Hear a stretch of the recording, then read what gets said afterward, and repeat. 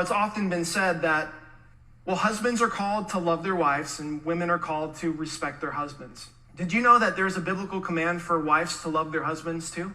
It's found in Titus chapter 2, verse 4. We read that the older women should admonish the younger women to love their husbands and love their children. Here's the difference though. The word love for the men is the word agape. Men ought to love, agape, their wives. Sacrificial love that gives of themselves. That's the love of Christ. When it says, wives, love your husbands, guess what word he uses? Philandros, which comes from phileo. It means to be kindly, affectionate, and friendly. If I could just put it bluntly and short, ladies, wives, be nice to the guy. Be his friend. Be kind to him.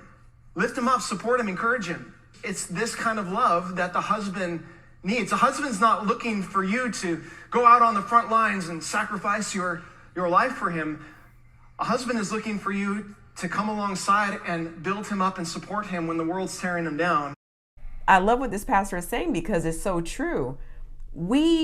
I think collectively in society now as women, we truly are having such a hard time being kind and sweet and nice.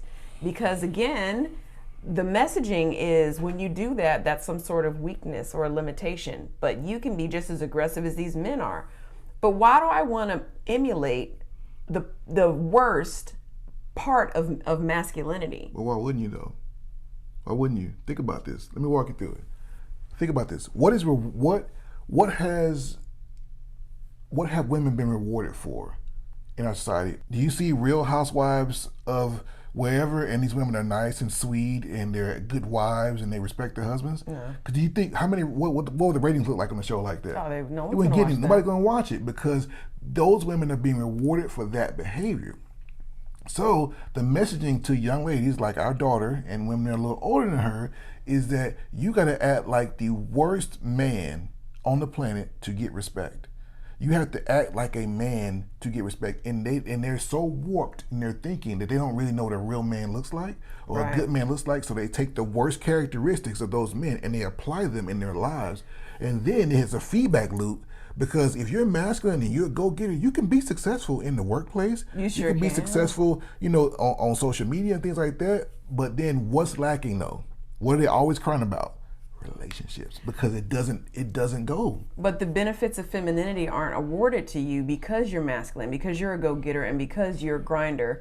You're not going to be protected. You're not. That's what these same women do. Is then they'll get on like these social media platforms and they'll see a woman or a man saying whatever about, see, this is what we're wanting, this is what we're asking for, a softer woman, and they'll say, yeah, but you don't protect us.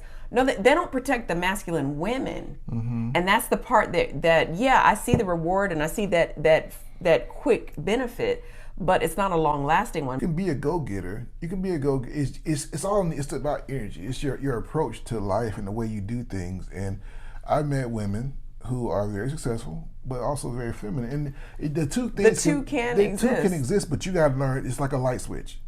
You got to learn when to cut it. And the same goes for me as a man. I cannot take the same approach that I have in my career with you. Right. This is not going to work. It's not going to work. I can't come in here and be like, hey, this is my checklist. I need this done by COB. I need this done here, and you got to do this and go do that, and then come in and talk. That's not going to work. So men, we know how to move up and down the dominance hierarchy, right? We know that. There are certain men that are not going to challenge me just because of my physical size. They're not going to do it because they know it's a fight they can't win. And there are certain men that I can't challenge because of their status. They could crush me. They could end my career. I can't challenge them, so I have to learn how to work with them in a different way to get what I need from them and them to get what they need from me. The problem is that we have not taught our women how to do that with us.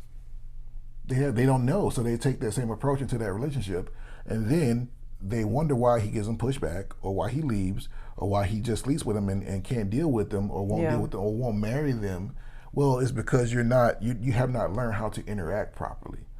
Yeah, I don't think we really know how to turn that switch off. Once we turn that switch on of being able to achieve and acquire things, and again, I'm not saying you need to be pregnant and barefoot. That's not the message that I want to put out there, because I do believe in achievement. I do believe that women should be able to accomplish and achieve things, and thank God we live in a country where that's possible.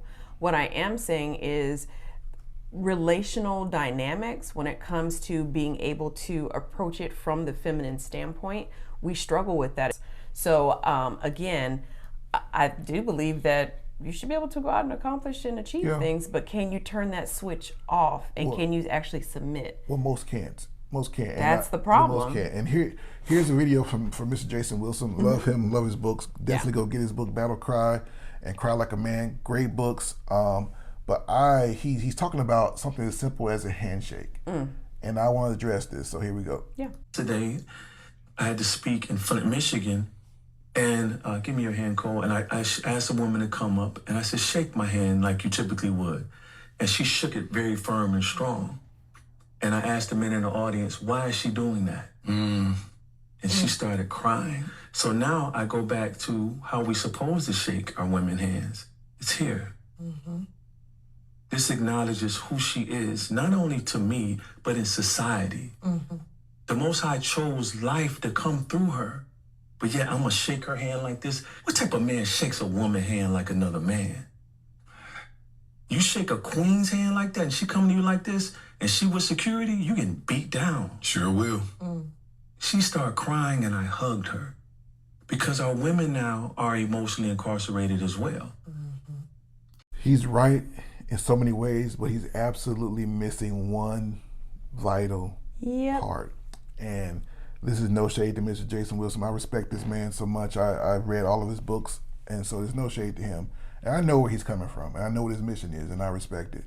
But he's missing the vital point. The reason why you shake a woman's hand like that, because I work in corporate America. I work in if I go to shake a woman's hand like he told me to, she will feel disrespected. She will feel like I'm treating her like she's less than, because these women have been taught to move through this world like men, and that's what he's missing. The reason that young lady cried is because she is so far in her masculine that for a man to bring her back to her feminine brought her to tears. Yeah.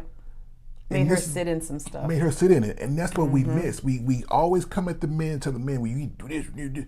If I go to shake a woman's hand like that on my job and see what happened, why can't you shake my hand like a mom? You're massaging it. Yeah, and you didn't call something like this or something like that. That's what we got to address. And that's what we don't address. We always kind of put the parameters around how we're supposed to treat women. And let's get this straight too. Every woman ain't a queen. And I'm sick of and brothers, y'all the worst about it. Being a queen is a very, very, very rarefied position. It ain't for everybody. Everybody ain't able. Yeah, thank you. It ain't for everybody. So all this stuff, no. If you carry yourself like a queen, you'll get treated like a queen. And if you don't, you're gonna get treated like exactly what you are. And the truth is, you don't come across queens very often. They're rare. So this whole narrative where we just go around calling ourselves kings and calling ourselves queens and just bestowing that title upon people that haven't earned it, you're actually perpetuating a cycle and creating a negative feedback loop that's going to come back and bite you in the butt, because not every woman is a queen and not every man is a king. Sorry. And with that's enough said. said.